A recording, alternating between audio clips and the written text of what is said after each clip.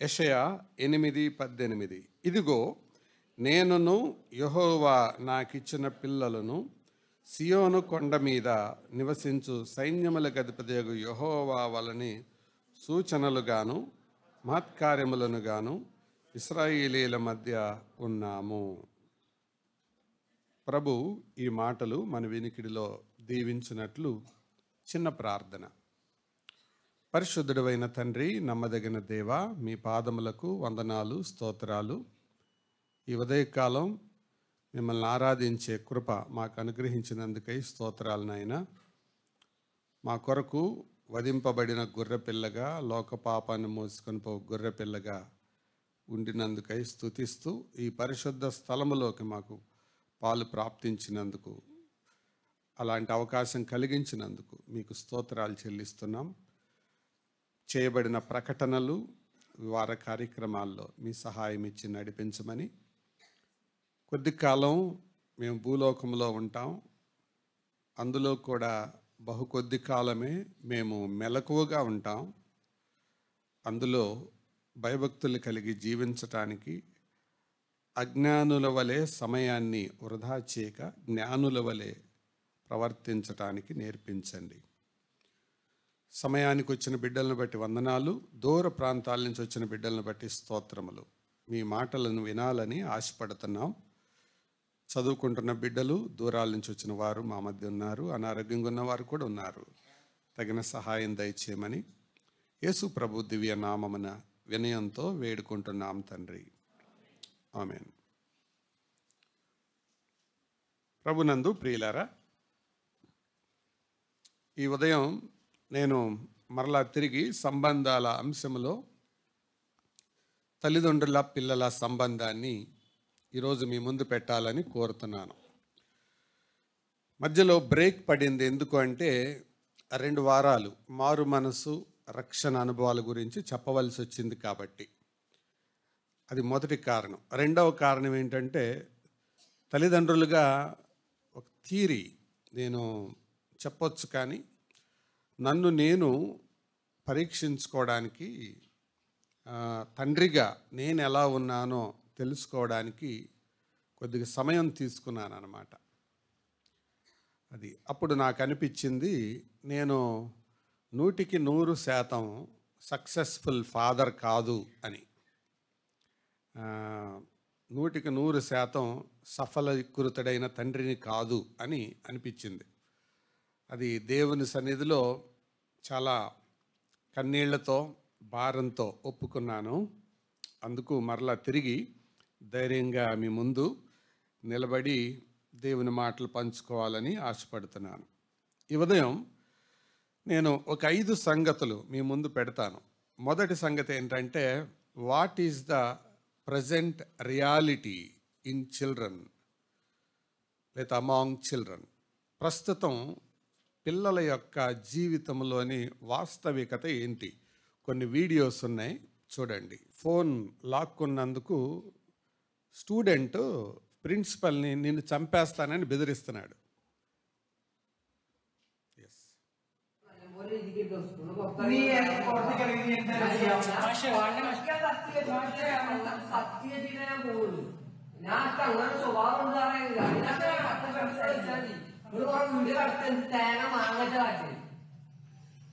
ഞാൻ പറയും ഇന്ന നിന്റെ ഉള്ളിലിട്ട് വെള്ളരെ കാലാപ്പനി സാറിന് എവിടെ പുറത്ത് കിട്ടിയ തീർത്തിനാണ് കൊന്നിട്ട് പറഞ്ഞ കൊന്നിടും. എന്നിട്ട് പോകണ്ടോ? పిల్లలు చిన్న వయసులోనే తల్లిదండ్రులకి ఎలా సహకరిస్తున్నారో చూడండి.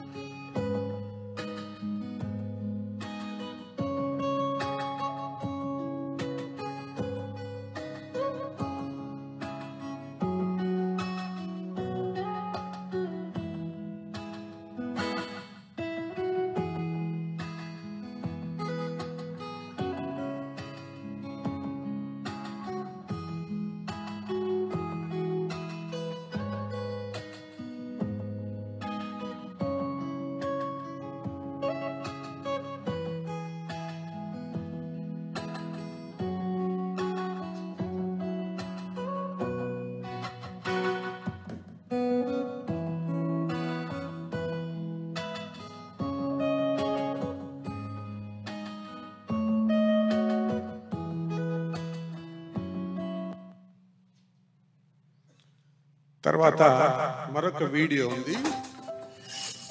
వేరే దేశంలో పిల్లలు ఇండియాలో పిల్లలు ఎలా ఉంటారు.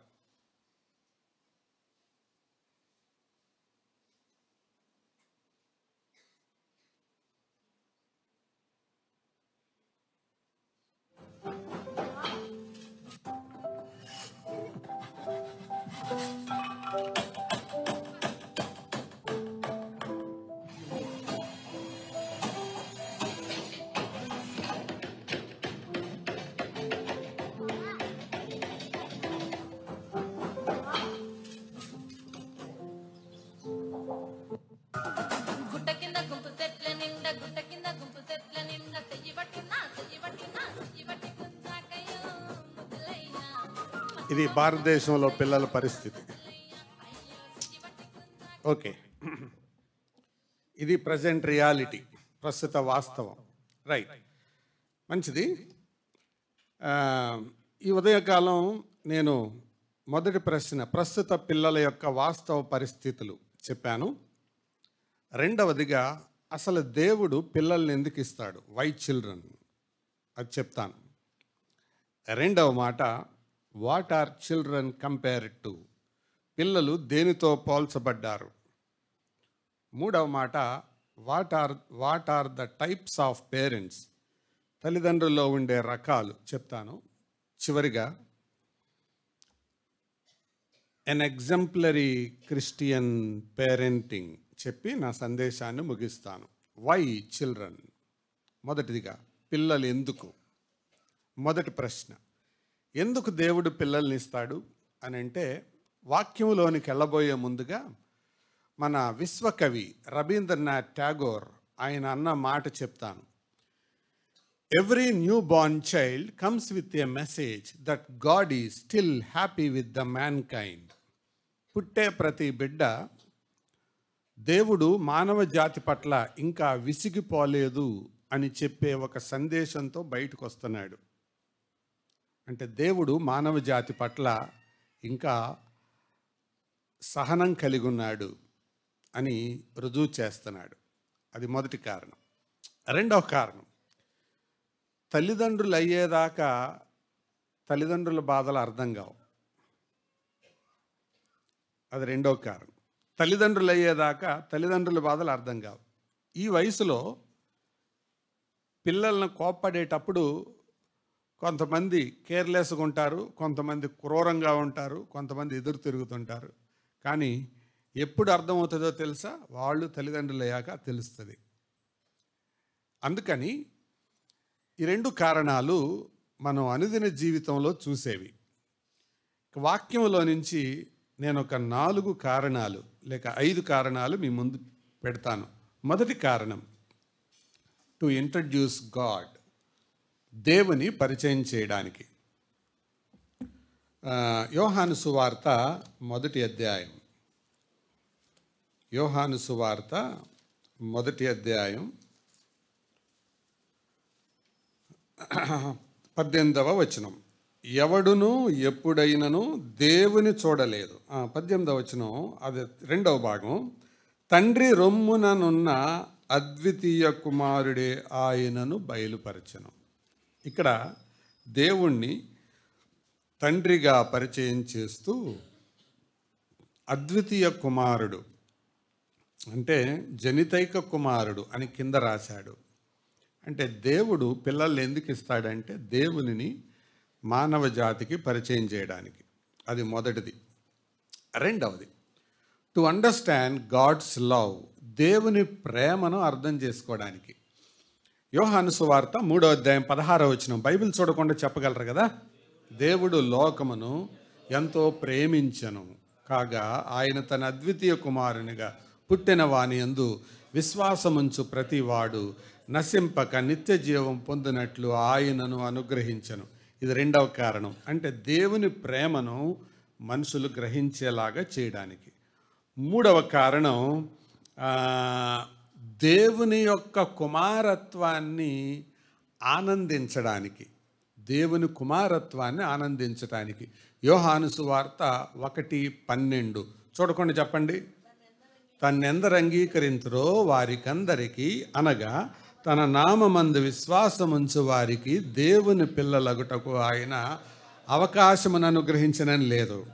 అధికారం అంటే అధికారం ఇచ్చాడు. అది మూడవ కారణం, అంటే దేవుని పిల్లలయ్యే అధికారాన్ని ఆనందించడానికి. నాలుగవ కారణం, టు ప్రిపేర్ ఏ జనరేషన్, ఒక తరాన్ని సిద్ధపరచటానికి. కీర్తనల గ్రంథం 78వ కీర్తన. కీర్తనల గ్రంథం 78వ కీర్తన 4వ వచనాన్ని నేను చదువుతున్నాను. యెహోవా స్తోత్రార్హ క్రియలను, ఆయన బలమును, ఆయన చేసిన ఆశ్చర్య కార్యములను దాచకుండా, అందరు కలిసి చదవండి అన్నమాట, వాటిని వారి పిల్లలకు మేము చెప్పెదము. 5వ వచనం కూడా కలిసి చదువుదాం. రాగల తరములలో పుట్టబోవు పిల్లలు దానిని ఎరుగునట్లు వారు లేచి తమ పిల్లలకు దానిని వివరించునట్లు వీరును దేవుని యందు నిరీక్షణ గలవారై దేవుని క్రియలను మరువకయుండి అనే మాట. అంటే పిల్లలను ఎందుకు దేవుడు ఇస్తున్నాడంటే ఒక తరాన్ని తల్లిదండ్రులు సిద్ధం చేయడానికి. 4 కారణాలు చెప్పాను, గుర్తున్నాయా? మొదటి కారణం ఏంటి? దేవుని పరిచయం చేయడానికి. రెండవ కారణం దేవుని ప్రేమను అర్థం చేసుకోవడానికి. మూడవ కారణం దేవుని కుమారత్వాన్ని అనుభవించడానికి. నాలుగవ కారణం ఒక భవిష్యత్తు తరాన్ని దేవుని కొరకు సిద్ధపరచడానికి. ఇది పిల్లలను దేవుడు ఇవ్వాలనుకున్న కారణం. అందుకు వై చిల్డ్రన్. మూడవది, what are the types of parents. తల్లిదండ్రుల్లో రకాలేంటో చెప్తాను. 2 రకాలు ప్రధానంగా. మొదటిది ప్రాఫిటబుల్ పేరెంట్స్, రెండవది ప్రొఫేన్ పేరెంట్స్. అంటే ఉపయోగకరమైన ప్రయోజనకరమైన తల్లిదండ్రులు ఒక పక్క, తర్వాత నిరుపయోగమైన లేదా పనికి మాలిన తల్లిదండ్రులు మరొక పక్క. ప్రయోజనకరమైన తల్లిదండ్రులు, నిష్ప్రయోజనమైన తల్లిదండ్రులు. ప్రయోజనకరమైన తల్లిదండ్రుల్లో ఒక 5 రకాలు చెప్తాను. మొదటిదిగా చొరవ చూపే తల్లిదండ్రులు, ప్రొయాక్టివ్ పేరెంట్స్. రెండవది భద్రపరిచే తల్లిదండ్రులు, ప్రొటెక్టివ్ పేరెంట్స్. మూడవది శుద్ధి చేసే, పిల్లల శుద్ధి కొరకు లేదా వారి బుద్ధి కొరకు ప్రయాసపడే తల్లిదండ్రులు, వాళ్ళు ప్రీస్ట్లీ పేరెంట్స్. నాలుగవది పిల్లలకు బోధించే తల్లిదండ్రులు, వాళ్ళు ప్రాఫిటికల్ పేరెంట్స్. ఐదవది భవిష్యత్తు తరాల కొరకు పిల్లలను సిద్ధపరిచే తల్లిదండ్రులు, ప్రిపేరింగ్ పేరెంట్స్.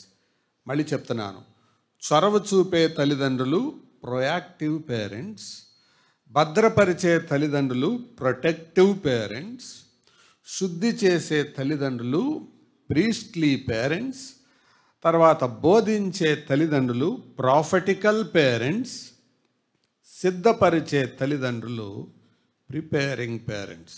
ఈ 5 రకాలు. ఈ 5 రకాలుగా తల్లిదండ్రులు ఉండాలి. ప్రొఫేన్ పేరెంట్స్ ఎలా ఉంటారు? పనికి మాలిన తల్లిదండ్రులు ఎలా ఉంటారంటే, మొట్టమొదటిదిగా వాళ్ళు పర్ఫెక్షనిస్ట్ పేరెంట్స్ అంటారు.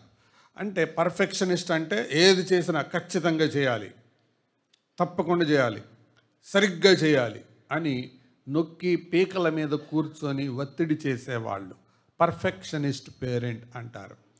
రెండవదిగా పోలీసింగ్ పేరెంట్, అంటే ఎప్పుడూ పిల్లల వెంట పడి ఎటుకూడి ప్రతి దాని విషయంలో అనుమానించే తల్లిదండ్రులు.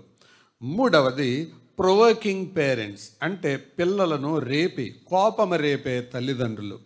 నాలుగవది ప్యాంపరింగ్ పేరెంట్స్, అంటే పిల్లలను బతిమలాడుకునే తల్లిదండ్రులు. ఐదవది ప్రిటెండింగ్ పేరెంట్స్, నటించే తల్లిదండ్రులు. మళ్ళీ చెప్తున్నాను, పరిపూర్ణతావాదాన్ని అభ్యసించే తల్లిదండ్రులు పర్ఫెక్షనిస్టులు. పోలీస్ లైక్ పేరెంట్స్ పిల్లల్ని ఎప్పుడు వెన్నాడి ఉండేవాళ్ళు. ప్రొవోకింగ్ పేరెంట్స్ అంటే ఎప్పుడు పిల్లలను కోపం రేపేవాళ్ళు. ప్యాంపరింగ్ పేరెంట్స్ అంటే ఏం చేసినా బుజ్జగించేవాళ్ళు. తర్వాత ప్రిటెండింగ్ పేరెంట్స్ అంటే నటించేవాళ్ళు. పిల్లల ముందు నటిస్తారు, తప్పు చేసినా చెయ్యనట్టు, పాపంలో ఉన్నా ఉండనట్టు, పిల్లలు గమనించనట్టు, గమనించకుండా ఉండునట్లు నటిస్తారు.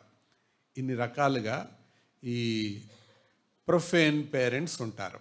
ఇది తల్లిదండ్రుల్లో రకాలు. మంచిది.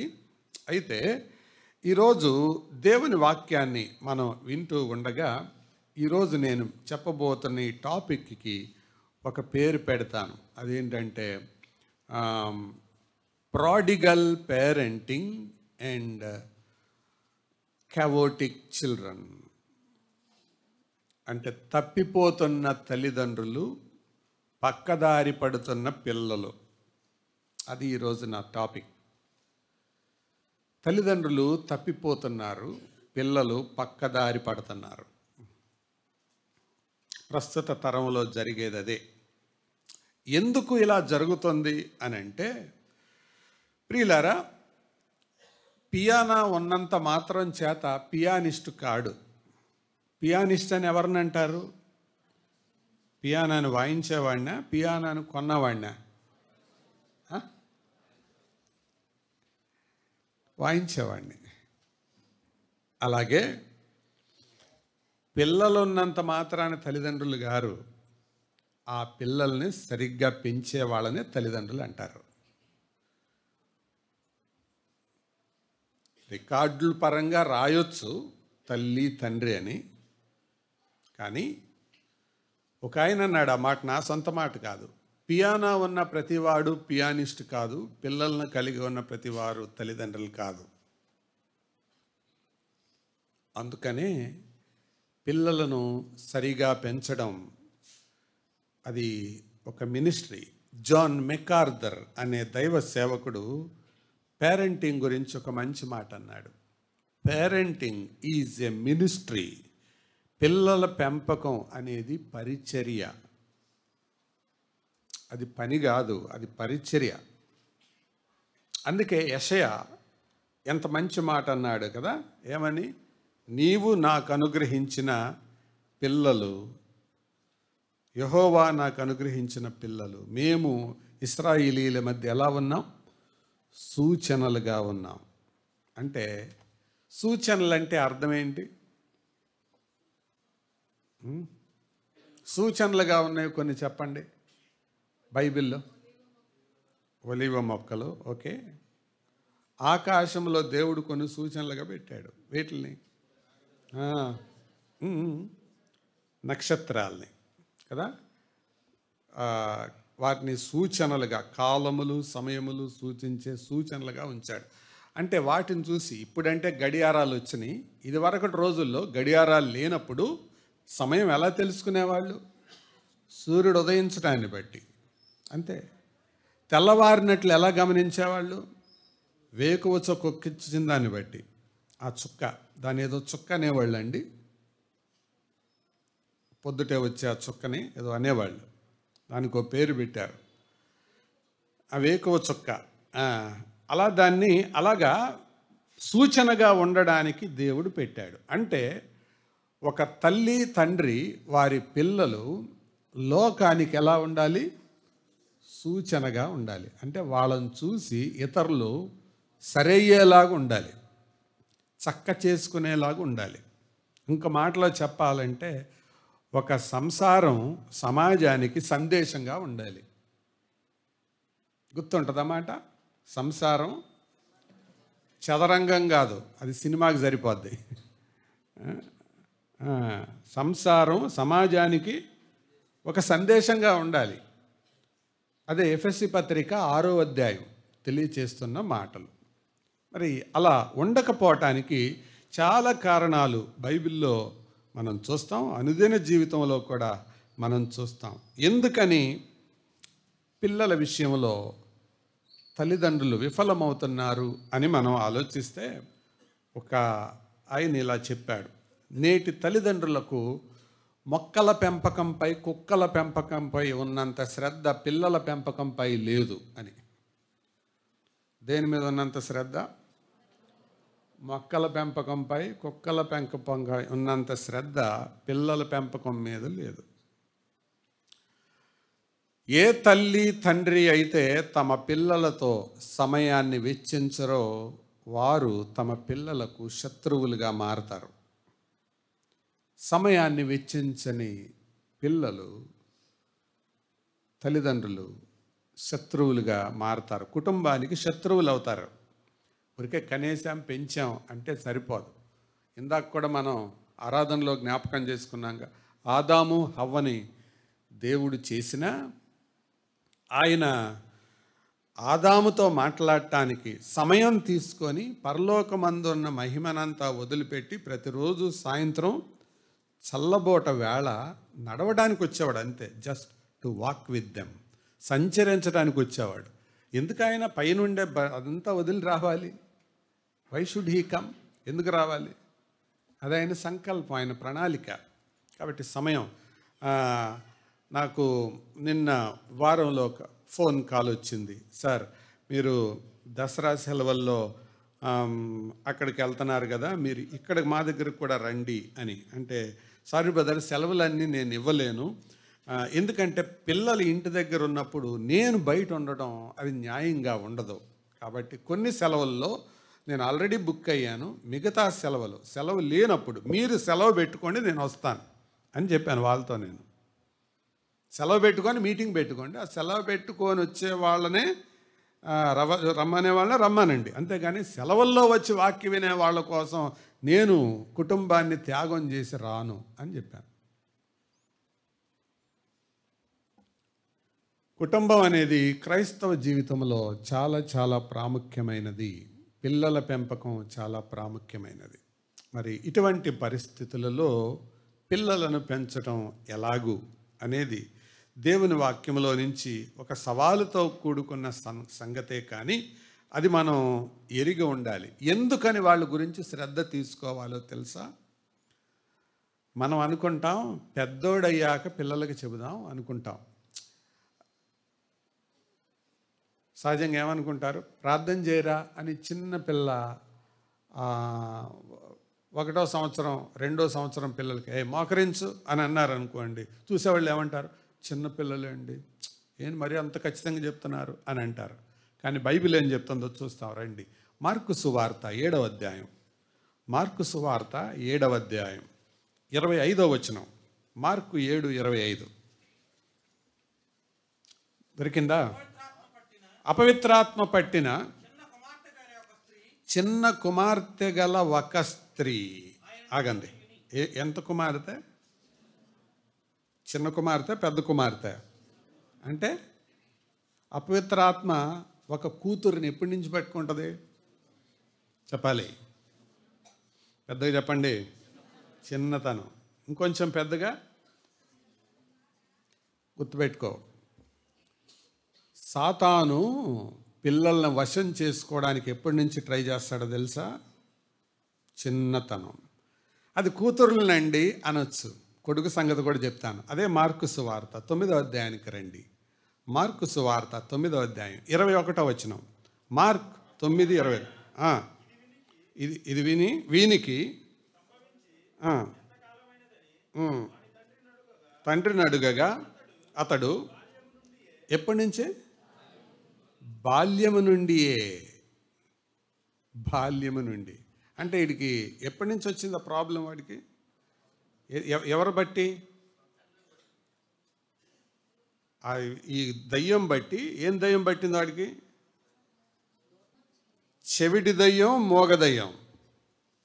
చెవిటివైన మోగదయ్యమా అన్నాడు కింద భాగంలో మీరు చూస్తే. మోగవైన చెవిడి దయ్యమా? పిల్లలకి ఏం దయ్యం పడుతుంది? ఇప్పుడే కదండి చదివాం మనం. మోగదయ్యం. లేదండి మా పిల్లలు బాగానే మాట్లాడుతున్నారండి అని. సరే చెప్తాను. మీ పిల్లలకి ఇండియన్ క్రికెట్ టీంలో 12 మంది పేర్లు బాగా తెలుసా? యేసు ప్రభు శిష్యులు 12 మంది పేర్లు బాగా తెలుసా? నిజం చెప్పండి.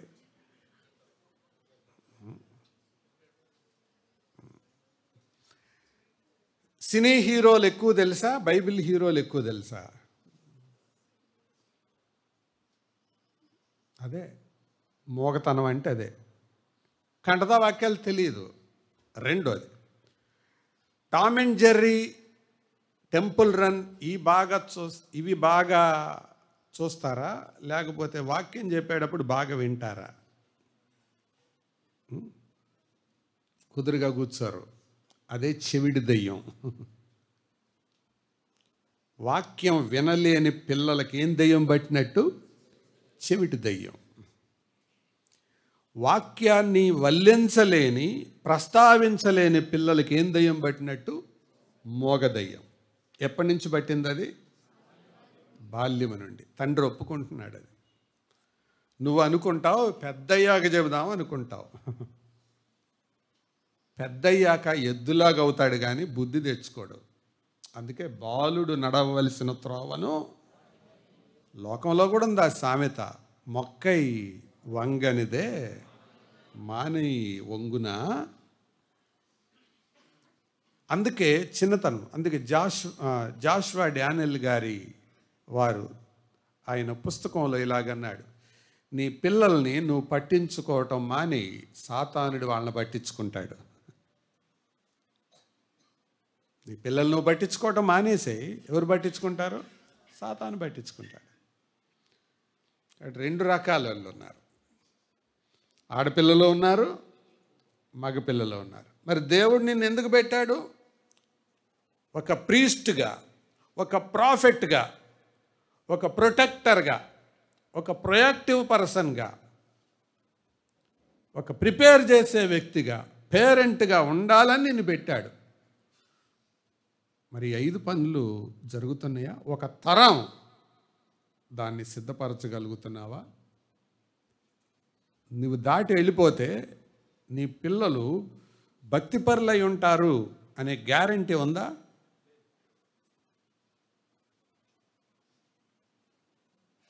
అబ్రహాము గురించి దేవుడు ఆ అద్భుతమైన మాట చెప్పాడు. అతడు తన తర్వాత, చూడండి ఆ మాట అందరూ చదవడం మంచిది, కలిపి చదువుదాం.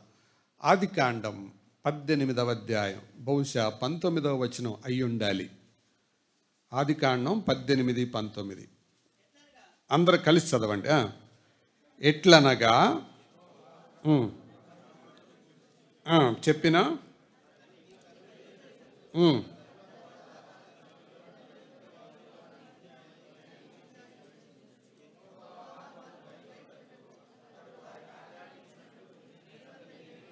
నేను ఎరిగి ఉన్నాను. అబ్రహాం సంగతి నేను ఎరిగాను. ఏమని ఎరిగాను తెలుసా? అతడు దాటిపోయినా అతని ఇంటి వారందరూ నీతి న్యాయాన్ని అనుసరించి నడుస్తారు. అతడు అలా ఆజ్ఞాపిస్తాడు, సలహాలు ఇస్తాడని లేదు, అతడు అలాగా ఆజ్ఞాపిస్తాడు. ఈ సంగతి నాకు తెలుసు, అందుకే నేను చేయబోయేదాన్ని అబ్రహాముకు దాచలేను అని దిగొచ్చేసాడు ఆయన.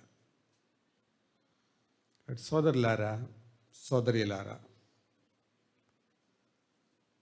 పర్ఫెక్ట్ పేరెంట్ ఎవరు ఉండరు, చాలా అరుదు. ఏదో ఒక రకంగా లోపం ఉంటుంది. కానీ పర్ఫెక్షనిజం వైపు, పరిపూర్ణత వైపు ప్రాకులాడాలన్న మనస్సు ప్రతి తల్లికి తండ్రికి ఉండాలి. అలాగుండేవాళ్ళు బైబిల్లో కొంతమంది ఉన్నారు. వారిలో కొన్ని లోపాలు ఉన్నాయి, కానీ దేవుని విషయాల్లో అబ్రహాములో లోపాలు లేవా? ఉన్నాయి. కానీ పర్ఫెక్షన్గా ఉండాలని తపన ఉంది అతనిలో. ఆ తపన ఉంటే చాలండి, దేవుడు ఎలాగైనా పిల్లల్ని పట్టుకుంటాడు. ఆ తపన నీలోనే లేకపోతే దేవుడు పట్టుకోడు. ఎందుకంటే దేవుడు పిల్లలను నీ చేతిలో పెట్టాడు, నమ్మి పెట్టాడు. కొంతమందికి దేవుడు పిల్లల్ని ఇవ్వలేదు, దేవుడు వాళ్ళని నమ్మలేదు, నిన్ను నమ్మాడు, నీ చేతిలో పెట్టాడు. మరి ఆ పిల్లల్ని దేవుని పరిచయం చేయడానికి, దేవుని ప్రేమ అర్థం అవ్వడానికి, దేవుని కుమారులుగా మారడానికి, భవిష్యత్తు తరాలకు సిద్ధపరచడానికి నువ్వు ప్రయత్నిస్తున్నావా? ప్రార్థిస్తున్నావా? ప్రాకులాడుతున్నావా? ప్రయాసపడుతున్నావా? అలా లేకపోతే దేవుడు నీ పిల్లల్ని ఉంచి ఏం చేయాలి? తర్వాత తల్లిదండ్రులుగా చేసే మరొక పెద్ద పొరపాటు ఏంటంటే సమయం విషయంలో. నాకు ఆశ్చర్యం అనిపిస్తుంది ప్రస్తుత ఎడ్యుకేషన్ సిస్టమ్ చూస్తుంటే. 60 సంవత్సరాల జీవితం కోసం రోజుకి 10 గంటలు ఖర్చు పెట్టడం నేర్పిస్తున్నారు. 60 సంవత్సరాల జీవితం కోసం రోజుకి 10 గంటలు ఖర్చు పెట్టడం నేర్పిస్తున్నారు. నిత్య జీవం కోసం వారానికి 3 గంటలు ఖర్చు పెట్టించి చేతులు కడుక్కుంటున్నారు. నిజమా కదా? స్కూల్లోకి కాలేజీకి పంపిస్తే రోజుకి ఎంత ఖర్చు అవుతుంది? ఇది కాక మళ్ళీ ట్యూషన్కి పంపిస్తే రోజుకి ఎంత? చెప్పండి, మాట్లాడండి. ఎంత టైం ఖర్చు అవుతుంది వాళ్ళకి? స్కూల్లో ఉండేది ఎన్ని గంటలు? 8 అవర్స్. ఓకే, మళ్ళీ ట్యూషన్కి, ప్రైవేట్ క్లాసులు ఇంకొక 2 అవర్స్, టోటల్గా 10 గంటలు రోజుకి. అంత చేసి వచ్చినా ఇంకా మార్కులు రావేంటే, ఇంకా నువ్వు బాగా చదవచ్చు కదా అని అంటారు. కానీ అదే దేవుని విషయాల దగ్గరికి, నిత్య జీవాన్ని గురించి ఆలోచించేటప్పటికి వారానికి 3 గంటల ఖర్చు పెట్టనిచ్చి అప్పటికే చాలా విరగబొడి చేసిన వాళ్ళకలాగా ఫోజు కొడతారు.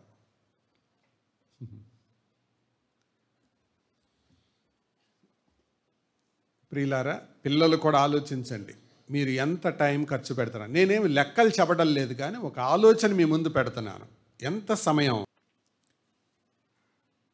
ఎంత సమయం దేవుని కొరకు మనం ఖర్చు పెడుతున్నామో, పిల్లలతో ఖర్చు పెట్టిస్తున్నామో, తల్లిదండ్రులు ఆలోచించాలి, పిల్లలు కూడా ఆలోచించాలి. అంటే ఒక్క మాటలో ఏంటంటే దానికి జవాబు, ఇప్పుడు ప్రభు వస్తే లేదా ఇప్పుడు చచ్చిపోతే పిల్లల యొక్క రక్షణ గురించి కానీ, పిల్లల యొక్క ఆత్మీయ జీవితాన్ని గురించి కానీ దేవుని ముందు సరి అయిన సమాధానం మనం చెప్పలేకపోతే మనం విఫలమైన తల్లిదండ్రులం. అందులోకి ఏం అనుమానం లేదు. ఇప్పుడు ప్రభు రాకడొస్తే, ఇప్పటికిప్పుడు ప్రభు రాకడొస్తే, ఒకవేళ ఒక విపత్తు సంభవించి చనిపోతే పిల్లలు కానీ తల్లిదండ్రులు కానీ వారి జీవితం ఒక ప్రశ్నార్థకం అయిపోతే జీవితం వేస్ట్ అయినట్టే లెక్క. దేవుడు లెక్క అడుగుతాడు. కానీ యెషయా ఒక మంచి మాట అన్నాడు. ఏమని? దేవుడు నాకు ఇచ్చిన పిల్లలు మేము ఎట్లున్నాం? సూచనలుగా ఉన్నాం.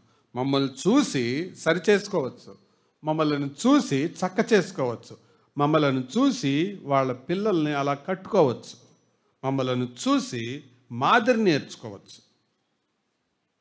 అలాంటి వాళ్ళు ఇచ్చిన యెషయా గ్రంథం ఓ ప్రత్యేకమైంది అయితే, యెషయా కుటుంబ గ్రంథం ఇంకో ప్రత్యేకమైంది.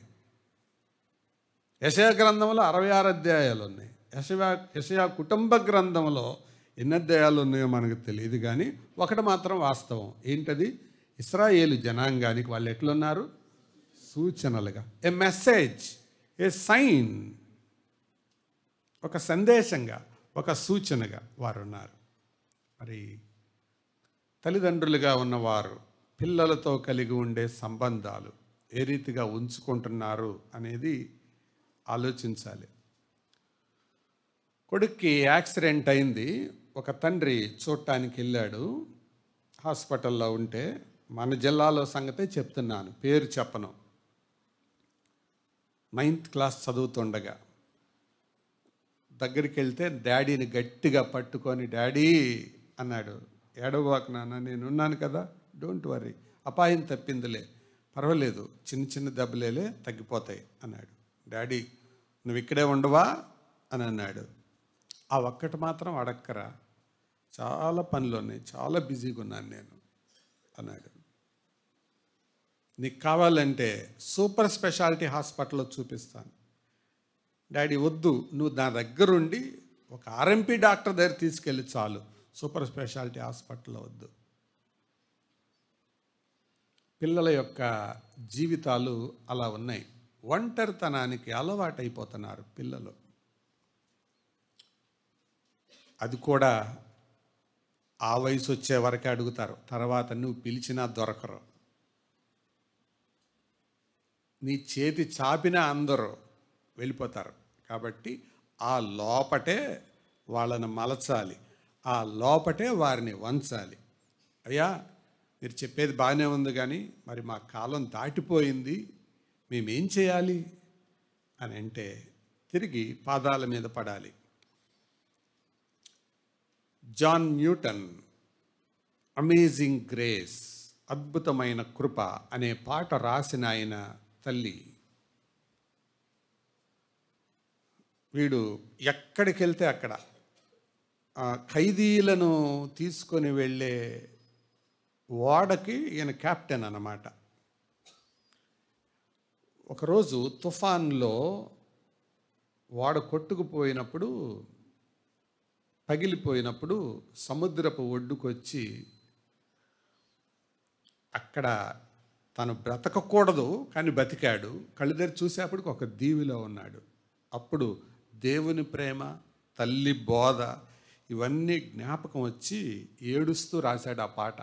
ఇంగ్లీష్లో చాలా ప్రాచుర్యం పొందిన పాట, amazing grace that fixed my choice.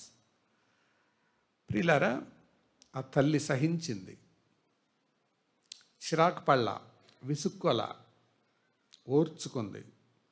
అవతల వాళ్ళ వైపు నుంచి కంప్లైంట్లు వస్తుంటే ఓర్చుకుంది, సహించింది. మొత్తానికి దేవుడు పట్టుకున్నాడు. ఆగస్టీన్ తల్లి మోనికా కూడా అంతే. అవతల గదిలో ఈవిడ ప్రార్థన చేస్తుంటే ప్రక్క గదిలో రోజుకొక అమ్మాయితో కులుకుతూ ఉండేవాడు. ఏడుస్తున్న తల్లిని చూసి, ఏంటి ఎవడో చచ్చిపోయినట్టు ఏడుస్తుంటావు రోజు అనేవాడు. తాగేసి రోడ్డు మీద పడిపోతే ఆ పక్కన వాళ్ళు ఈ పక్కన వాళ్ళు వచ్చి చెబితే వెళ్ళి ఆ కొడుకును భుజం మీద వేసుకొచ్చి మంచం మీద పడుకోబెట్టి కోటు బూట్లు ఊడదీసి అక్కడ పెట్టి నోట్లో అన్నం ముద్ద తినిపించి, ప్రభువా ఇందుకా వీడిని ఇచ్చింది నాకు అని బాధపడి ప్రభు సన్నిధిలో గోజాడింది. ఒకరోజు డ్యాన్స్ ప్రోగ్రాములో డ్యాన్స్ వేస్తూ వెళుతూ ఉండగా అమ్మ చెప్పిన మాట జ్ఞాపకం వచ్చి రోమాపత్రిక 13వ అధ్యాయం 13వ వచనం ఒక స్ట్రైకింగ్ మెరుపులాగా మెదడులో మెరవగా క్రమంగా ఆగిపోయి అడుగు వెనక్కి వేసుకుంటూ వెళ్తూ ఉంటే స్నేహితులు అడిగారు, ఏరా ఏంటి ఇప్పుడు దాకా బాగా సూపర్గా డ్యాన్స్ వేసావు కదా, ఏంటి అట్లా వెళ్ళిపోతున్నావు అని అంటే, ఏదో నాకు తేడాగా ఉందన్నాడు.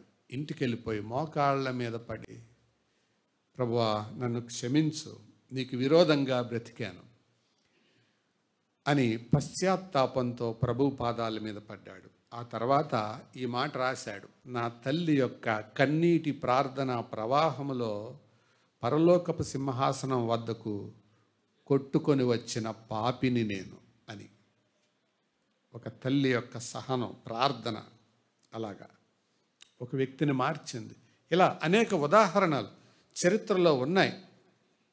అయితే ఆశీర్వాదకరమైన తల్లిదండ్రులు అని అనిపించుకున్న వారు బైబిల్లో కొంతమంది ఉంటారు. వారిలో ఒక జంటను నేను మీ ముందు పెట్టి నా సందేశాన్ని ముగిస్తాను. రండి అన్నాను కదా, నిర్గమాకాండానికి రండి. 2వ అధ్యాయం, నిర్గమాకాండం 2వ అధ్యాయం 1వ వచనాన్ని నేను చదువుతున్నాను. లేవి వంశస్థుడు ఒకడు వెళ్ళి లేవి కుమార్తెను వివాహము చేసుకొనెను. ఆ స్త్రీ గర్భవతి అయి కుమారుని కని వాడు సుందరుడై ఉండుట చూచి 3 నెలలు వానిని దాచెను. తరువాత ఆమె వాని దాచలేక వాని కొరకు జమ్ము పెట్టె తీసుకొని దానికి జిగటమన్నును కీలును పూసి అందులో ఆ పిల్లవానిని పెట్టి ఏటి ఒడ్డున జమ్ములో దానిని ఉంచగా. తర్వాత సమయాన్ని సందర్భాన్ని బట్టి మనం చదువుకుందాం. ప్రియులారా, ఇందులో ఒక కుటుంబం, ఒక భార్యాభర్తలు, ఒక తల్లిదండ్రి జంట మనకు కనపడుతున్నారు. ఎవరు వీళ్ళు అంటే అమ్రాము, యోకెబెదు. అమ్రాము అనే పేరుకి, యోకెబెదు అనే పేరుకి రెండు చక్కటి అర్థాలు ఉన్నాయి. అమ్రాము అంటే ఎగ్జాల్టెడ్ పీపుల్ అని, అంటే ఘనపరచబడిన ప్రజలు అని.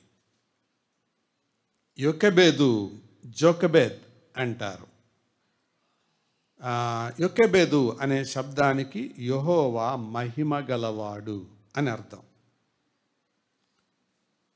యావే ఈస్ గ్లోరియస్. బైబిల్ పండితులు ఏం చెబుతున్నారంటే, యెహోవా అన్న పేరుతో వచ్చిన మొదటి స్త్రీ పేరు యోకెబెదుదేనంట. యెహోవా పేరు కలిసేలాగా లింక్ చేసి పెట్టిన మొట్టమొదటి స్త్రీ పేరు యోకెబెదు పేరు. ఆ తర్వాత చాలామంది పేర్లు ఉన్నాయి, కానీ స్త్రీల పేర్లలో యెహోవాతో కలిపి వచ్చిన పేరు మొదటిది యోకెబెదుదే. ఒక ఆదర్శమైన కుటుంబంగా, భార్యాభర్తలుగా, తల్లిదండ్రులుగా వారు ఉన్నారు. మొదటి మాట వీరి విషయంలో నేను చెప్పేది, దేవర్ ఫెయిత్ఫుల్ పేరెంట్స్. వారు విశ్వాసపూరితమైన తల్లిదండ్రులు, విశ్వాసులైన తల్లిదండ్రులు. హెబ్రీ పత్రిక 11వ అధ్యాయంలోనికి రండి. హెబ్రీ పత్రిక 11వ అధ్యాయం 24వ వచనం చదువుతారా? మోషే పెద్దవాడైనప్పుడు విశ్వాసమును బట్టి అతని తల్లి 23 మోషే పుట్టినప్పుడు అతని తల్లిదండ్రులు చూచి, ఆగండి, దేన్ని బట్టి? ఇంకోసారి చెప్పండి. అదే. సో మొట్టమొదటిది వాళ్ళెవరు? ఫెయిత్ఫుల్ పేరెంట్స్, విశ్వాసులైన తల్లిదండ్రులు. వాళ్ళు విశ్వాసమును బట్టి, వారి విశ్వాసం వారి వివాహానికి పునాదేసింది. వారి విశ్వాసం వారి సంసారానికి పునాదేసింది. వారి విశ్వాసం వారి పిల్లల పెంపకానికి పునాదేసింది. వారి పిల్లల పెంపకానికి పునాదేసింది అని నేను ఎలా చెబుతానంటే, పిల్లల్ని కనడమే కష్టం అసలు ఆ రోజుల్లో, అందులో మగ పిల్లని కంటే మరీ కష్టం. దీని గురించి స్టెఫను తన ప్రసంగంలో అపోస్తల కార్యాలు 7వ అధ్యాయంలో ఓ మంచి మాట అంటాడు. ఆ కాలమందు మోషే పుట్టెను. చూడండి వచనం ఎంతో,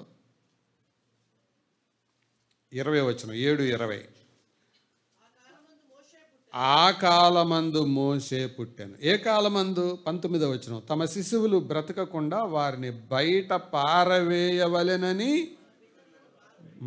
అంటే బాధ పెట్టే కాలంలో మోషే పుట్టాడు. అంటే ప్రభుత్వ రూల్స్ వ్యతిరేకంగా ఉన్నాయి. మగపిల్లోడు గనక పుడితే వాడు చంపేయాలి, మర్యాదగా తీసుకొని వెళ్ళి నైలు నదిలో పడేయాలి. నైలు నదిలో ఎందుకు పడేయాలి అని అంటే, ఆ నైలు నదిలో భయంకరమైన మొసళ్ళు ఉన్నాయి. ఆ మొసళ్లకు పిల్లలను ఆహారంగా వేయడం వలన ఆ ఐగుప్తు దేవతలు శాంతిస్తారు అనేది వాళ్ళ నమ్మకం. అందుకని కడుపున పుట్టిన మగపిల్లలను ఆ నైల్ నదిలో పడేస్తే ఏదో ఒక ముసలు వచ్చి వాళ్ళు పీక్కొని తింటది. అలా తిన్నప్పుడు ఆ రక్తం, ఆ మాంసం అవి తింటూ ఉండగా దేవతలు సంతోషపడతాయి అనేది వాళ్ళ నమ్మకం. అందుకు మగపిల్లలందరిలో పడేయండి అన్నారు. అది దాని నేపథ్యం. ప్రియులారా, అలాంటి మూర్ఖమైన తరములో ఆ కాలమందు మోషే పుట్టాను. చూసారా? విశ్వాసం వారి వివాహాన్ని నడిపించింది. విశ్వాసం వారి సంసారాన్ని నడిపించింది. విశ్వాసం వారి పెంపకాన్ని నడిపించింది. ఆ కాలమందు మోషే పుట్టాను. ఫెయిత్ఫుల్ పేరెంట్స్ అంటే, ఫెయిత్ఫుల్ అనేది మరొక కోణంలో కూడా చెప్తాను. ఎందుకు ఫెయిత్ఫుల్ అంటే దేవుని పట్లే కాదు, ఒకళ్ళ పట్ల ఒకళ్ళు కూడా ఫెయిత్ఫుల్లే. ఈ అమ్రాము యొకెబెదు మరొక వివాహాలు చేసుకున్నట్టేమి లేదు బైబిల్లో, మరొకరితో ఉన్నట్టేమి లేదు వాక్యంలో. They were faithful to God and faithful to each other. దేవుని పట్ల నమ్మకంగా ఉన్నారు, ఒకరి పట్ల ఒకరు కూడా నమ్మకంగా ఉన్నారు. Faithful parents. అదే పిల్లల్లో ఒక మాదిరి మిగిల్చింది, ఫెయిత్ఫుల్ పేరెంట్స్. రెండవ మాట చెప్తాను. రెండవ మాట, వారు ట్రూత్ఫుల్ పేరెంట్స్. ట్రూత్ఫుల్ అంటే సత్యములో నడిచే తల్లిదండ్రులు, వాళ్ళు సత్యాన్ని చెప్పే తల్లిదండ్రులు.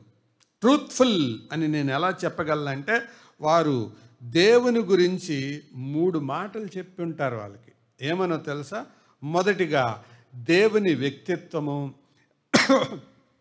రెండవదిగా దేవుని సంకల్పము, మూడవదిగా దేవుని శక్తి. చెప్పండి ఏంటి? దేవుని వ్యక్తిత్వం. వ్యక్తిత్వం అంటే పర్సనాలిటీ ఆఫ్ గాడ్. దేవుని యొక్క సంకల్పము, ప్లాన్ ఆఫ్ గాడ్. దేవుని యొక్క శక్తి, పవర్ ఆఫ్ గాడ్. ఈ 3 చెప్పుంటారు. దేవుని వ్యక్తిత్వం అంటే దేవుడెవరో పరిచయం చేయాలి. లేకపోతే పుట్టిన మోషకి ఏం తెలుసు, పుట్టిన అహరోనికి ఏం తెలుసు? తల్లిదండ్రుల్ని నేను మిమ్మల్ని ఒక మాట అడుగుతాను, లేదు మీరే అన్నం అని మీకు ఎలా తెలిసింది? అన్నం తిను, అన్నం తిను, అన్నం తిను అనబట్టి అన్నం తెలిసింది. ఏం లిడియా, అన్నం తిను, అన్నం తిను, అన్నం తిను అనబట్టి అన్నం తెలిసింది. నాన్న నాన్న నాన్న అనబట్టి నాన్న తెలిసాడు. పుట్టిన తర్వాత వాళ్ళకి నాన్న ఎవరో మామెవరో ఎలా తెలుసు? నువ్వు అంటూ ఉండగా, నేర్పిస్తూ ఉండగా తెలిసింది. మరి దేవుడు ఎవరో ఎలా తెలిసింది? చెప్పండి. నేర్పిస్తేనే తెలుస్తుంది. ఆ దేవుని పట్ల నీకుండే వైఖరి ఉందే, అదే నీ పిల్లల్లో గొప్ప ప్రభావాన్ని చూపిస్తుంది. నువ్వు గనక వంకర బ్రతుకు, ద్వంద్వ బ్రతుకు బ్రతుకుతుంటే నీ పిల్లలు నీకు తాతలు అవుతారు. అర్థమవుతుందా? డబల్ స్టాండర్డ్స్తో బ్రతుకుతుంటే నీ పిల్లలు దానికి తాతలు అవుతారు.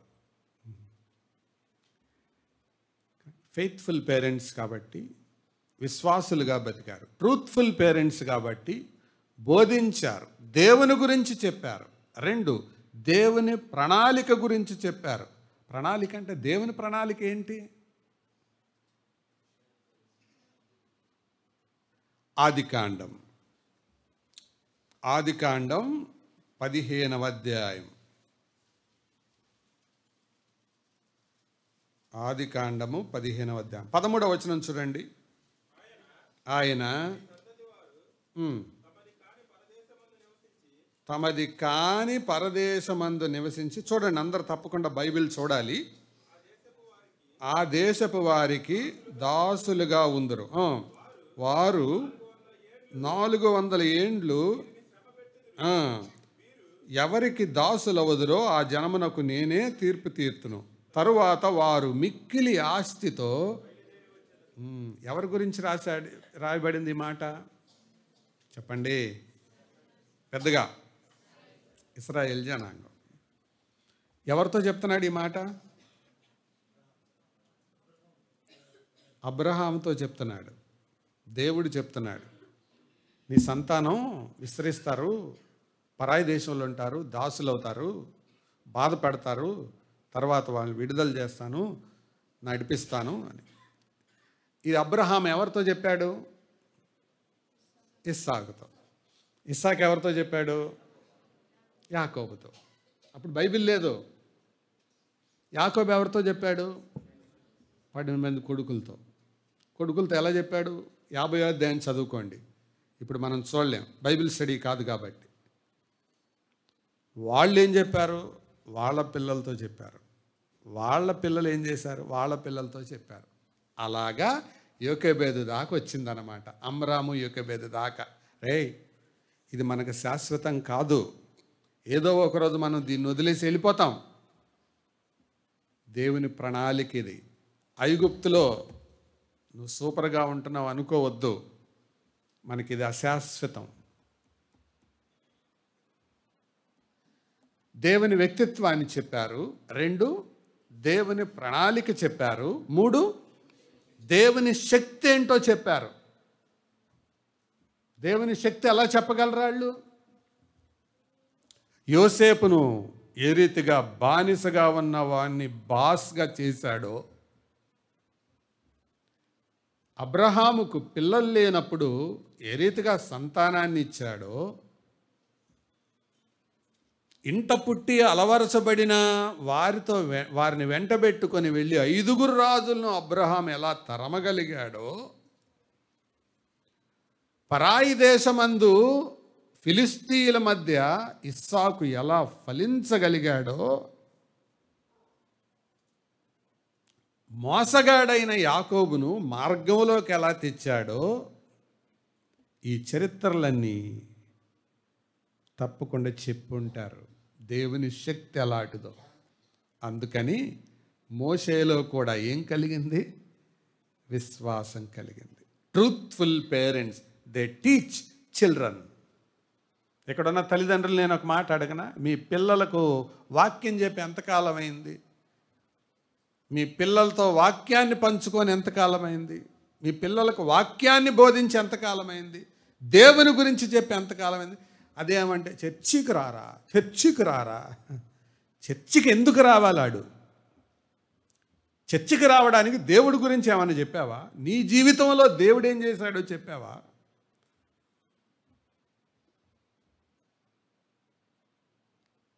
దేవుని ప్లాన్ ఏంటో చెప్పావా? లోకం పట్ల, ఇశ్రాయేలీల పట్ల, సంఘం పట్ల, మనుషుల పట్ల దేవుని ప్లాన్ ఏంటో చెప్పావా? దేవుని శక్తి ఏంటో చెప్పావా?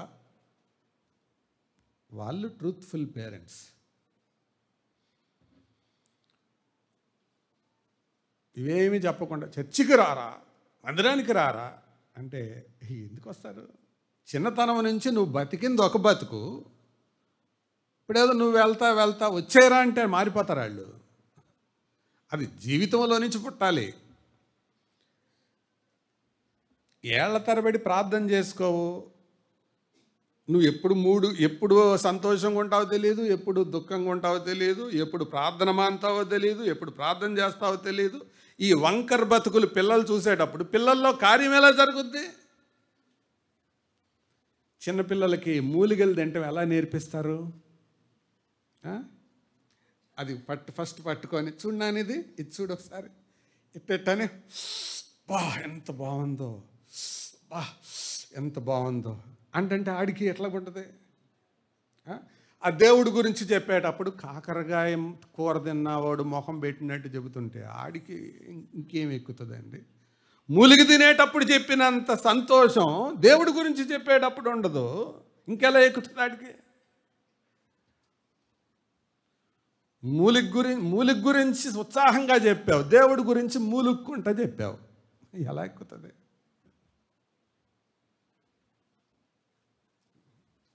They taught. ట్రూత్ఫుల్ పేరెంట్స్ వాళ్ళు. 3వది చెప్తాను రండి. Tactful parents. టాక్ట్ఫుల్ పేరెంట్స్ అంటే మంచి తెలుగు పదం చెప్పండి ఏదైనా. టాక్ట్ఫుల్,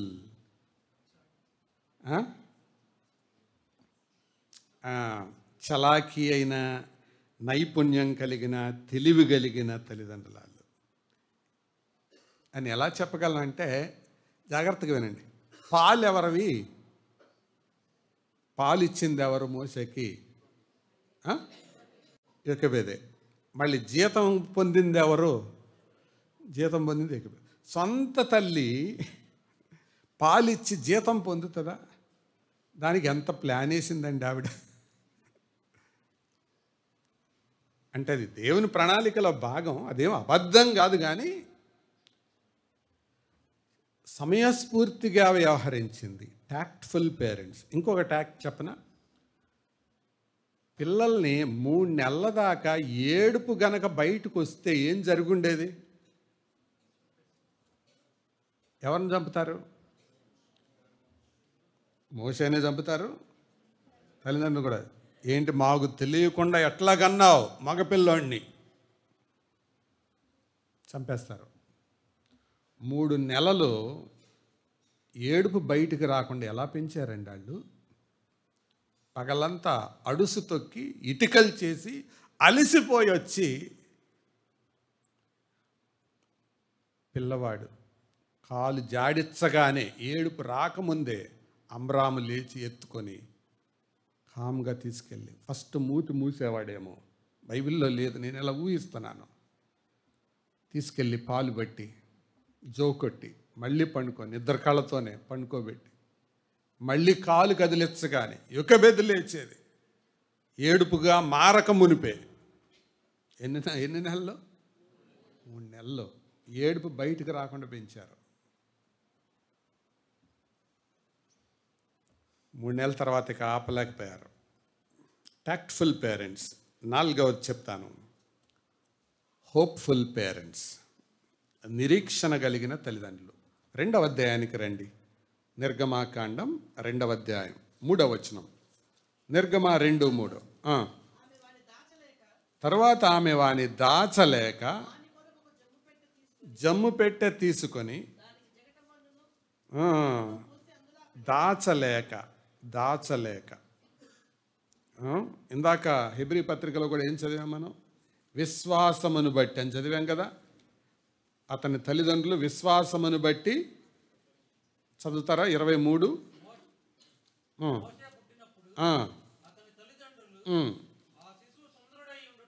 చూచి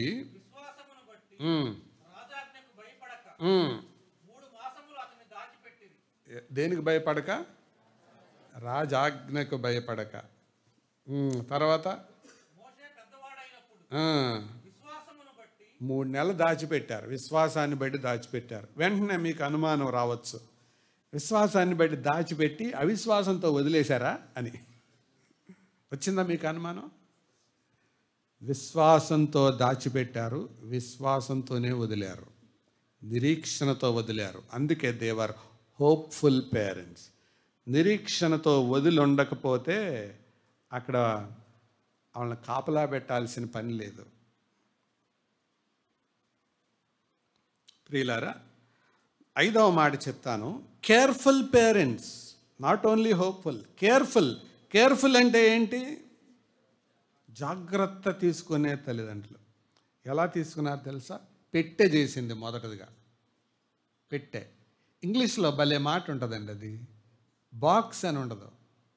ఇంగ్లీష్ బైబిల్ ఉంది ఎవరి దగ్గరన్నా? ఓల్డ్ దాంట్లో ఆర్క్ అని ఉంటుంది.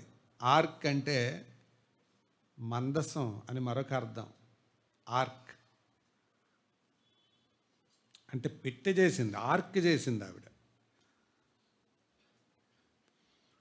పెట్టె చేసి ఎందుకు? మొసళ్ళ బారిన పడకుండా. 2వది కీలు పూసింది. ఎందుకు? నీళ్ళు వెళ్ళకుండా. వెరీ గుడ్, సూపర్గా చెప్తున్నారు. మళ్ళీ చెప్పండి. పెట్టె ఎందుకు చేసింది? మొసళ్ళ నోట్లో పడకుండా. కీలు ఎందుకు పూసింది? నీళ్ళు వెళ్ళకుండా. మూత ఎందుకు పెట్టింది? ఆకాశ పక్షులు రాబందులు వచ్చి కొట్టకుండా. పిల్లలకు 3 ప్రమాదాలు ఉన్నాయి: మింగే మొసళ్ళు, ముంచే నీళ్లు, దాడి చేసే ఆకాశ పక్షులు. ఆకాశ పక్షులు అపవాదికి గుర్తు. ఈ పిల్లల మీద దాడి చేయకుండా నువ్వు వేసిన మూత ఏంటి చెప్పు? ఏం మూత వేసావు? లోకం నీ పిల్లల్లోకి చొరబడకుండా కీలు, నీళ్లు లోపలికి వెళ్లకుండా కీలు పుయ్యడం. లోకం నీ పిల్లల్లో ప్రవేశించకుండా నీవు తీసుకున్న జాగ్రత్త ఏంటి చెప్పు?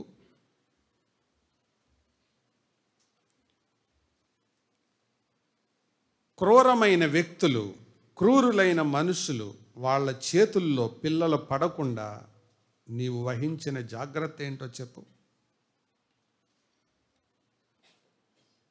చాలా సంగతులు చెప్పాలనుంది, కానీ సమయాన్ని బట్టి నేను చెప్పలేకపోతున్నాను. మిగతా సంగతులు మీరు ధ్యానించండి.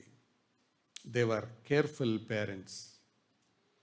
They were not only careful but also prayerful. ప్రార్థనాపరులైన తల్లిదండ్రులు వాళ్ళు. దే వర్ ప్రేయర్ఫుల్, ప్రార్థించారండి. వదిలేసింది కానీ, మిరియామును అక్కడ పెట్టింది కానీ, బహుశా నేను అనుకుంటున్నాను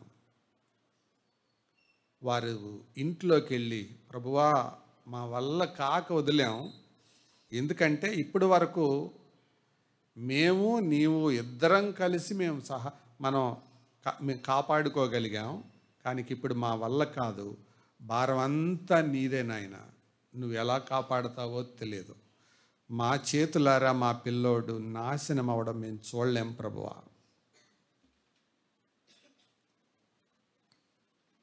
ప్రార్థించుంటారు. Prayerful parents. ఎన్ని ఫుల్లు చెప్పాను? మొదటిది ఏంటి? ఫెయిత్ఫుల్. రెండవది ట్రూత్ఫుల్. మూడవది టాక్ట్ఫుల్. నాలుగవది హోప్ఫుల్. ఐదవది కేర్ఫుల్. ఆరవది ప్రేయర్ఫుల్. ఏడవది వాచ్ఫుల్. అక్కడ నిలబడి గమనిస్తూ ఉన్నారు. అప్పుడు మొబైల్ లేదు. ఇప్పుడు మొబైల్ ఉంటే వచ్చిందా అమ్మాయి, వచ్చిందా, ఎవరైనా వచ్చారా అని చేయటానికి లేదు. నేను అనుకుంటున్నాను యొక్కబేదు ఏదో పని ఉన్నట్టు బిందె తీసుకొని అక్కడికి వెళ్తాం. అక్కడ ఆటలాడుకుంటున్నట్టుగా ఆడుకుంటున్న మిరియాము వీళ్ళకి మధ్య వైర్లెస్ కమ్యూనికేషన్. బహుశా మిరియాము ఇలాగని ఉంటుంది. Okay, excellent. వెంటనే యొక్కబేదు బిందె సంకన పెట్టుకొని గుడ్ అనుకొని ఇంటికి వెళ్ళండి. వీళ్ళు కనుక అబ్బాయి బాగున్నాడా అని కనుక అంటే, ఎవరి అబ్బాయి అని ఎంక్వైరీ. వైర్లెస్ కమ్యూనికేషన్ వాళ్ళ మధ్యలో. మిరియాము అంత చిన్న వయసులో కూడా మిరియాము ఎంత బాగా మెచ్యూర్డ్గా బిహేవ్ చేసిందండి. పిల్లలకు ఒక పాఠం. ప్రియులారా, ఆ రీతిగా వారి జీవితంలో వాచ్ఫుల్, గమనిస్తున్నారు ఆ బిడ్డకి ఏం జరుగుతుందో. ఫరో కుమార్తె అక్కడికి రాగానే ఆటాడే మిరియాం ఆపేసి ఉంటుంది. అక్కడ కూర్చొని ఎటో చూస్తున్నట్టు గోళ్ళు గిల్లుకుంటూ గమనిస్తూ ఉంటుంది. ఇదంతా బైబిల్లో లేదు, నేను ఊహిస్తున్నాను. గోళ్ళు గిల్లుకుంటూ చూసుంటుంది. ఆ బిడ్డ దగ్గరికి వెళ్తూ ఉంటే గుండెలు కొట్టుకొని ఉంటాయి.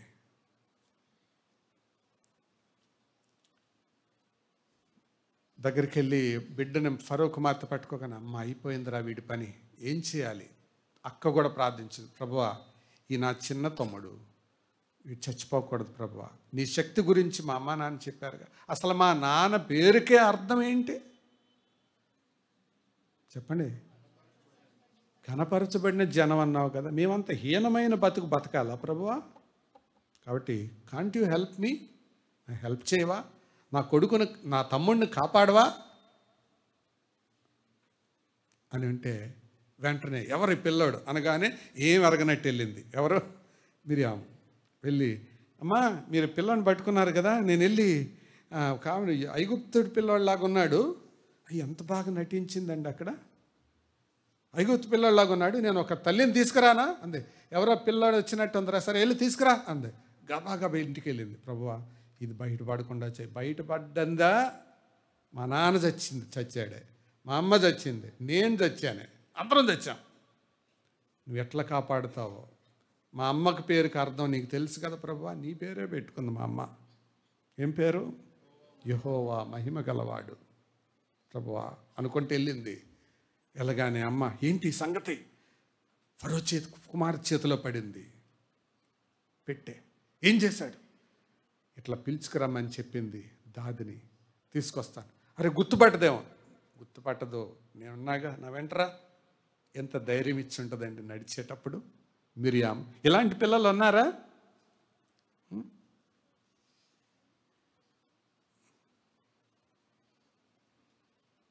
తీసుకెళ్ళి, అమ్మా మీరు తెమ్మన్నారు కదా, ఇది బాగా పెంచుతుంది అందుకని తీసుకెళ్తావమ్మా, పాలిచ్చి పెంచు, నేను జీతం ఇస్తాను. సరే అమ్మా, జీతం దేముందిలే అమ్మా, పర్వాలేదు, అయినా నేను జాగ్రత్తగా పెంచుతానమ్మా. తీసుకెళ్ళి లోపలికి తీసుకెళ్ళి ఏడ్చుంటుంది, ముద్దు పెట్టుకొని ఉంటుంది, దేవుని స్తుతించి ఉంటుంది. దేవా, ఎంత గొప్పవాడివి నాయన, నా కొడుకు నా చేతిలో పడేలాగా చేసావు, నీకు స్తోత్రం. కానీ ఇది తెలియకుండా నువ్వు కాపాడాలి ప్రభువా. తెలిసిందా, మా పని అయిపోయింది. 3 నెలలు బిడ్డ స్వరము వినకుండా కాపాడింది, పెద్దవాడయ్యేదాకా కుటుంబ సంబంధం తెలియకుండా కాపాడింది. పెద్దవాడవుతుండగా ఇంటి ముందు రథం ఆగింది. రథం ఆగితే, అమ్మా ఏంటి రథం వచ్చింది? నీకోసమే నాన్న. నా కోసం ఎందుకమ్మా? అదే నిన్ను పెంచే తల్లి ఆవిడే, అసలు తల్లిని నేను. ఎక్కడ చెప్పొద్దే, పెంచే తల్లిని నేను. కానీ గుర్తుపెట్టుకో, నువ్వు అక్కడికి వెళ్ళి దేవుణ్ణి మర్చిపోవద్దు. నీ గురి దేవుని సంకల్పం నెరవేర్చడం, దేవుని ప్రజల కోసం శ్రమ అనుభవించటం. Don't forget my son. ముద్దు పెట్టి రథం ఎక్కిచ్చింటది, ఎక్కెళ్ళి ఉంటాడు. ఏం మోసే, ఏమంటుంది మీ పెంపుడు తల్లి అని ఉంటుంది. ఆవిడ అసలు తల్లి అయినట్టు. ఏమనలేదమ్మా, జాగ్రత్తగా ఉండమని చెప్పింది. పాలిస్తుందా, పస్తు పెడుతుందా? అమ్మ చాలా బాగా చూసుకుంటుందమ్మా నా పెంపుడు తల్లి. మోషే ఎంత బాగా దాచాడండి అది. మోషే దాచాడు, అహరోన్ దాచాడు. చెప్పండి, యోకెబెదు దాచింది, మిరియాము దాచింది. ఎందుకు? To fulfil the purpose of God, దేవుని సంకల్పాన్ని నెరవేర్చడానికి. వాచ్ఫుల్ పేరెంట్స్ గమనిస్తూ ఉన్నారు ఏం జరుగుతుందో అని. చివరి మాట, ఫ్రూట్ఫుల్ పేరెంట్స్. ఎవరు వాళ్ళు? ఫలభరితమైన తల్లిదండ్రులు. ఎందుకో తెలుసా? ముగ్గురే పుట్టారు, ముగ్గురిని ప్రభు కొరకే పెంచారండి. Women's leader Miriam, priestly leader Aaron, army leader Moses. స్త్రీల నాయకురాలుగా మిరియాముని, యాజకుల నాయకునిగా అహరోనుని, ఇశ్రాయేలు జనాంగానికే నాయకునిగా మోషేని, ముగ్గురిని పెంచారు. ఇప్పుడు చెప్పండి, దేవుడు వాళ్ళకి 100 మార్కులు క్వశ్చన్ పేపర్ ఇచ్చాడు. వాళ్ళకి 100కి ఎన్ని వేద్దాం? మనం వేద్దాం మార్కులు, చెప్పండి. 100 వేద్దాం. దేవుడు మనకు పిల్లల్ని ఇచ్చాడు, మనకు 100కి ఎన్ని వేసుకుందాం?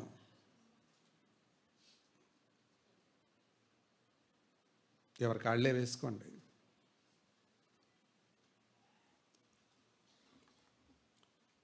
ప్రియులారా, ఇది ఒక మాదిరికరమైన తల్లిదండ్రుల జీవితం.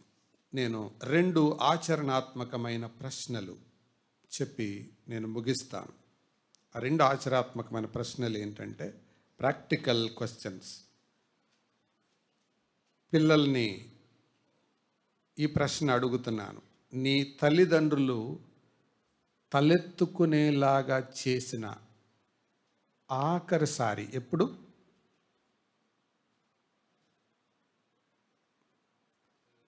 తల్లిదండ్రులను ఒక ప్రశ్న అడుగుతున్నాను, నీ పిల్లల కోసం అంగలార్చిన ఆఖరిసారి ఎప్పుడు?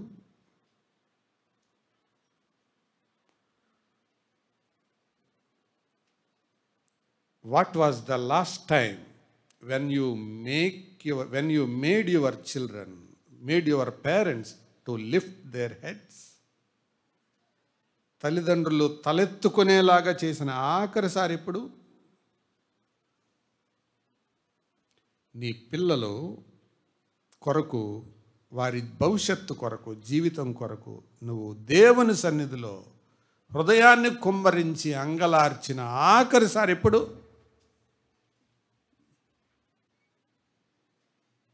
మోషే తల్లిదండ్రులు, పేరెంట్స్ ఆఫ్ మోజెస్.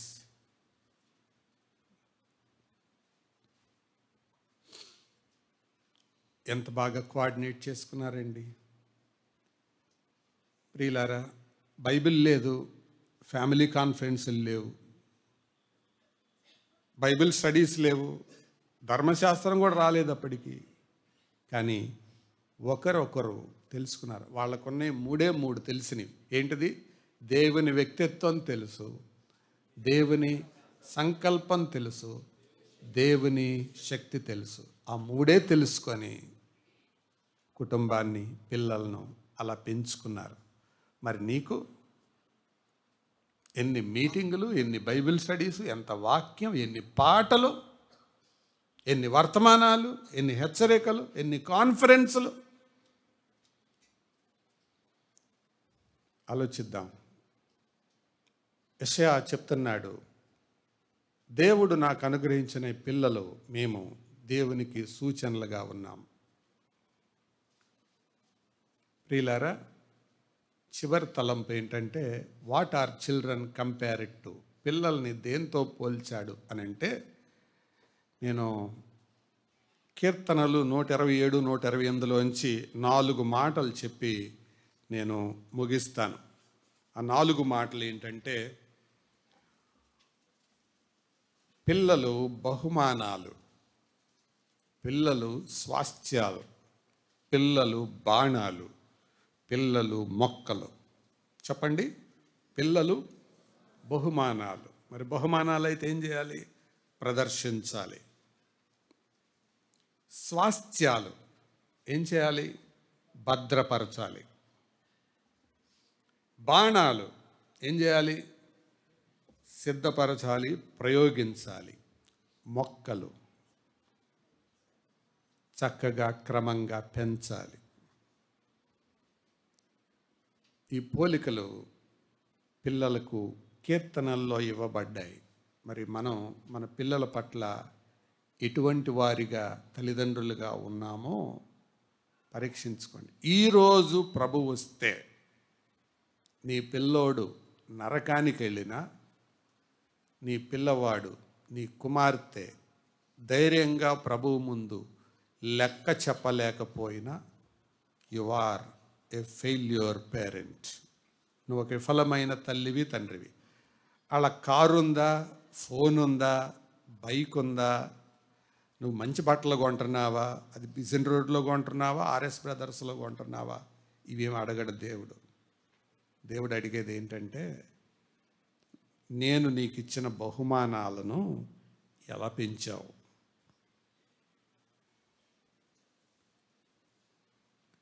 అమరాము యొక్క బేదలు చెప్తారు, ప్రభువా మేము ఉండేది గుడిసెలో లేదా టెంట్లో, మేము చేసేది అడుసు తొక్కటం, కానీ నా పిల్లలు పనికిమాలినోళ్ళగా పెంచలేదు అని అమరాము యొక్క బేదలు చెప్పగలరు. కానీ దావీదు అలా చెప్పలేడు. దేవా, నన్ను రాజుగా చేశావు, హెచ్చించావు, గొప్ప గొప్ప కీర్తనలు రాశాను, ఇశ్రాయేలీల ముందు చాలా భక్తి కనపరిచేలాగా వీర కార్యాలు చేశాను, కానీ నా పిల్లల విషయంలో నేను ఓడిపోయాను. ఓడిపోయిన రాజు గెలిచిన ఏమంటారాన్ని ఒక పనివాడు లేదా కార్మికుడు. కార్మిక కుటుంబం గెలిచింది, రాజు కుటుంబం ఓడిపోయింది. గెలుపు ఓటములు సోషల్ స్టేటస్ మీద ఆధారపడి లేవు, దేవునితో ఉండే సంబంధం మీద, బాధ్యత మీద ఆధారపడింది. కాబట్టి తల్లిదండ్రులుగా మన బాధ్యత మనం గుర్తెరుగుదాం. ప్రార్థన చేద్దాం. తల వంచండి. ప్రార్థన.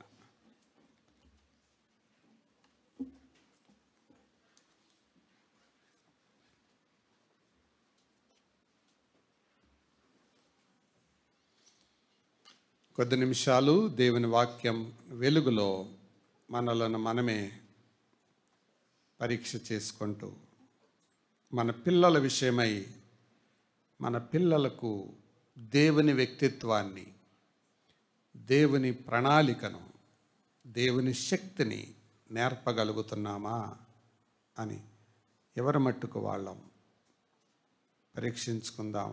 మనందరి పక్షంగా రాజు ప్రార్థన చేస్తాడు. మనం ప్రార్థనలో ఏకీభవిద్దాం.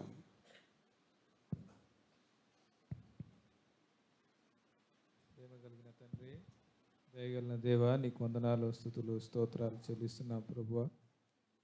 మీరు మరలా మమ్మల్ని ప్రేమించి తండ్రి, మా కుటుంబాలను ప్రేమించి, మా పిల్లలను ప్రేమించి ప్రభువా, మీరు అందించిన మాటలను బట్టి నీకు వందనాలు, స్తుతులు, స్తోత్రాలు చెల్లిస్తున్నాం తండ్రి. అవును ప్రభువా, మా జీవితాలు తండ్రి మరి ఎంత అల్పమైనవో తండ్రి, ఏ విధంగా సరి చేసుకోవాలో ప్రభువా, ఆనాడు చల్లపూట మరి ఆ ఆదాముతో మాట్లాడినట్టుగా ప్రభువా మీరు మాతో మాట్లాడుతూ వస్తున్నారు ప్రభువా. విని మేము ప్రభువా లోబడ్డామా, మా జీవితం తండ్రి రానున్న తరాలకు గొప్ప మరి సూచనగా తండ్రి మాదిరిగా ఉండబోతుందని మీరు తెలియజేసిన మాటలకి నీకు వందనాలు చెల్లిస్తున్నాను ప్రభువా. ఈ మాట ప్రతి మాట కూడా ప్రభువా మా హృదయమును పలక మీద రాసుకొని ప్రభువా వాటిని అనుసరించట కృప చూపించమని ప్రార్థిస్తున్నాం తండ్రి. అయ్యా మేము బలహీనమనే ప్రభా మరలో ఒప్పుకుంటున్నాం తండ్రి, కనికరించండి ప్రభువా. ఆ బలహీనతలన్నీ ఎదుట ఒప్పుకుంటున్నాం ప్రభువా. అయ్యా మరి అతిక్రమలు దాచిపెట్టువాడు వర్ధిల్లడు కానీ ప్రభువా, ఒప్పుకొని విడిచిపెట్టువాడు కనికరం పొందునన్నట్టుగా ప్రభువా మాకు ప్రతి బలహీనతను ప్రభా మా విధేయతను ఒప్పుకుంటున్నాం తండ్రి, కనికరించండి.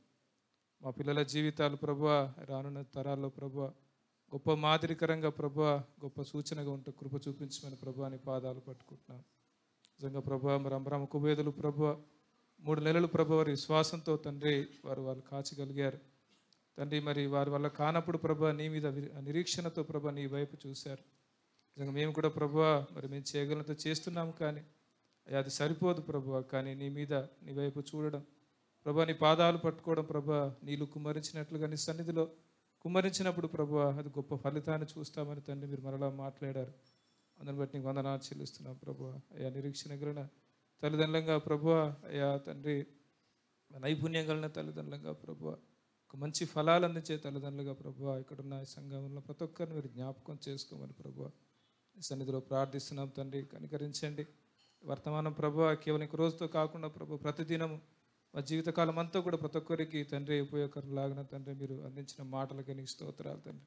మా హృదయాలు భద్రపరచుకొని ప్రభు మా కుటుంబాలు కట్టుకున్నట్టు కృప చూపించమని ఒకసారి ఈ సమయాన్ని బట్టి నీకు వందనాలు చెల్లించి యేసయ్య అతి పరిశుద్ధ నామములో ప్రార్థించి వేడుకుంటున్నాం తండ్రి, ఆమేన్. తండ్రి, కుమార, పరిశుద్ధాత్మ దేవుని తోడు మనతో ఉండి మన ప్రభు తండ్రిగా ఉండగా తగిన పిల్లలుగాను మన పిల్లలకు మార్గదర్శకులైన తల్లిదండ్రులుగాను బ్రతుకున్నట్లు సహాయం చేసి నడిపించును గాక. ఆమేన్. మంచిది, అందరికీ వందనాలు.